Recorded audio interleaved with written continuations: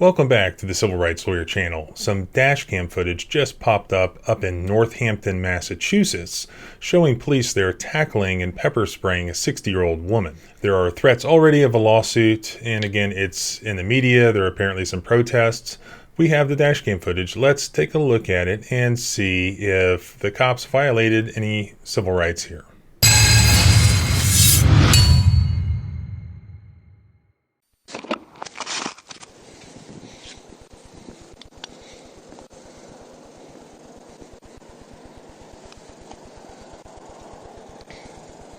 Evening, Officer Lou, Northampton PD. It was to be video not recorded.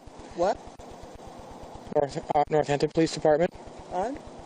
Everything will be video not recorded. I pulled you over and you also failed to stop for me. Let me point out two things here, and you'll find out later why this is important. One, this is a 60-year-old woman whom the police officers have no reason to believe is armed or dangerous. Secondly, as you will see, English is her second language. There's a language barrier here, and you'll see why that may be important. This was close to midnight on April 4th. This woman named Marisol had just pulled out of a McDonald's parking lot, and she was attempting to make a delivery for a DoorDash type deal. But as she turned right on this road, this Northampton police officer who was across the street noticed that her headlight was out. So he pulled her over. Excuse me? I come from the McDonald's. Yep. Behind you. Okay, and? For bring this. I don't know where I going. Okay, and? And what? Why'd you fail to stop? Why you feel the stop? Why? I don't understand. Can I see your license registration, please? No, I want you to tell me why you stopped me. You have and what high stop. loud? You want me? It's out where? This one right here, ma'am. And I was behind you for a good quarter mile, and you failed to pull over. I failed to pull over. Yes, blue lights on behind you mean pull over. I don't know if you stop me. Okay, but they teach you in driver's ed to pull over for emergency vehicles. So you failed to pull over. License and registration now.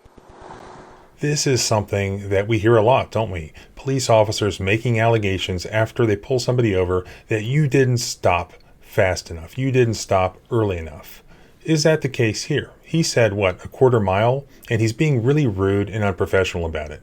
But we do have the dash cam footage. Let's take a look at the dash cam footage from when he first sees Marisol's car to where he actually pulls her over, and you be the judge. All right, there we see Marisol's car pass the officer, though you can't really see, at least I couldn't see, whether or not there was a headlight out. Certainly there was at least one headlight on. So he pulls behind her. There's nobody else on the road. He does not yet have his blue lights on. Now his blue lights are on. Hey, look at that. He's running a red light.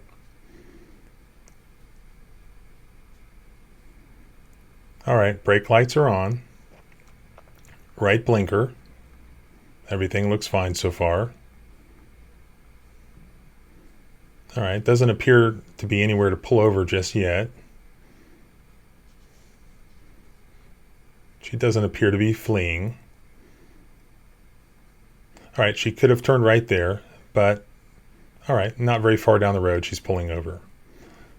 Honestly, as a former traffic prosecutor who has tried hundreds of these things or handled hundreds of these things, I mean, she's not a convicted felon. She's not a prisoner. She's a free American citizen.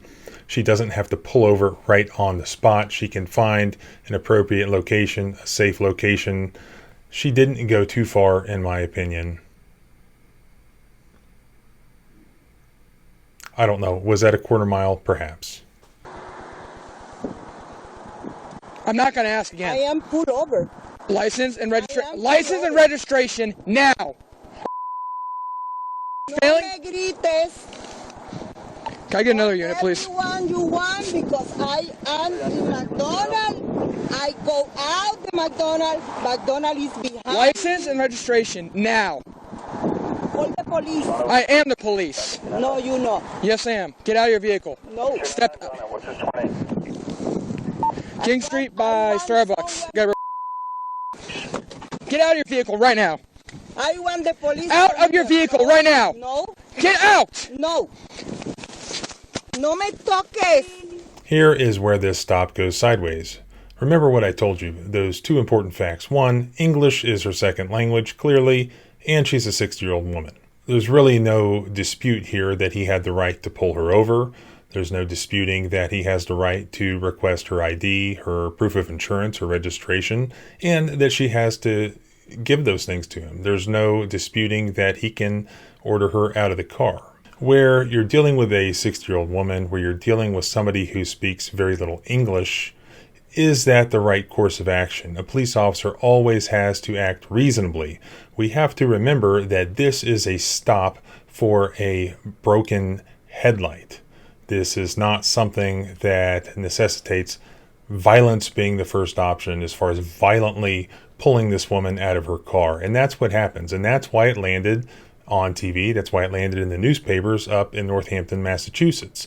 Not because this was an illegal stop, not because this woman failed to do what she should have done, but because she was treated unreasonably. And unfortunately, I can't show the graphic footage of what happened to her because YouTube hassles me. If you watch a lot of my videos, you know that my last one like this, they held for 7 days before they would approve it. So what I'm going to do is just put the raw violent footage on the blog in full at thecivilrightslawyer.com. I'll put the link in the first comment and you can watch it there. So that doesn't slow us down discussing the legal aspect of it here. No me toques. Get out of your fucking vehicle.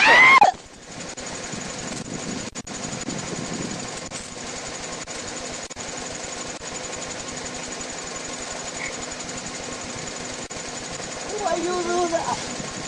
Why you do that? The Metro Police officer, you grab my baton. You know what? The respect. You have to win the respect.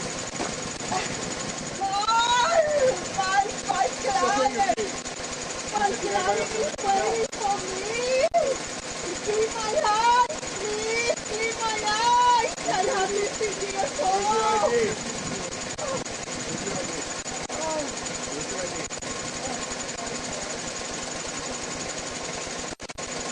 I don't have ID. I am working. Please see my eyes. Why you do that? Huh? Because you weren't. Oh, I am You took stuff off of police. because You I touched. want to talk with him.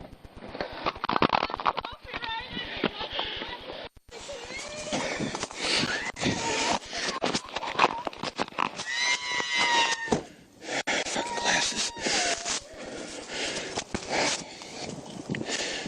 Fucking bitch.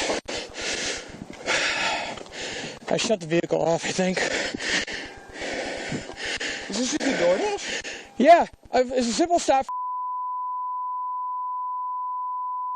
And she tried to pull her window up and start to drive away. So I yanked her out of the vehicle.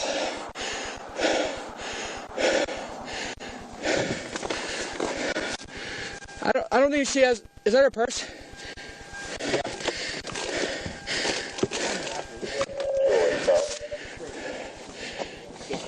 Just her.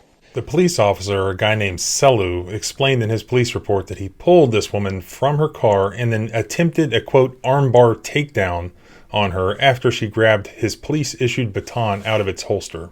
Take a look at the footage. I didn't see that. He put her on her stomach, took the baton from her, and pinned her with one arm behind her back. Again, remember, 60-year-old woman. The baton can cause serious bodily harm if struck in the head or neck, the officer wrote.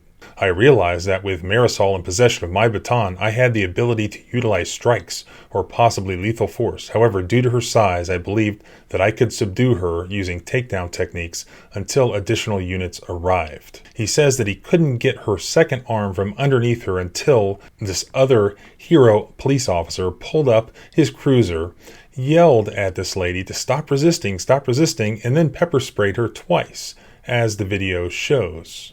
This woman, by the way, is only 5 feet tall and 120 pounds. So what civil rights, if any, were violated here? Well, this is not a false arrest case. There clearly is probable cause to arrest a woman for obstruction or whatever they have in Massachusetts for not complying with what you're supposed to do in a traffic stop. This is an excessive force case. And what is the law on excessive force cases? Well, that's under the Fourth Amendment. It's Graham versus Connor, the Graham factors. The force used, and they're allowed to use some force to take the lady out of the car, it's objective reasonableness. So it has to be objectively reasonable. Here, if you look at the raw violent footage, I think there's a very good case to be made that the officer or officers did not act objectively reasonable. Why? Well, let's go through the Graham factors. 1, severity of the crime at issue. So this was a defective equipment stop, possibly obstruction or whatever they have in Massachusetts for not handing over her license. All right, big deal. The severity of the crime at issue is very low. Secondly, is she actively evading or resisting arrest? Well, she's not evading, she's stopped, but she's not complying with instructions to get out of the car. That would go in the officer's favor, but again, the severity of the crime is very low. And lastly, the most important and third Graham factor is whether there's an immediate safety threat to the police officer. And here this woman has posed no immediate safety threat to the police officer. I believe they said that there was a danger that she could drive off with a broken headlamp. That's kind of absurd. There's no information indicating that she may be armed. They're not saying that she was reaching for a gun or anything like that. Again, it's an older lady.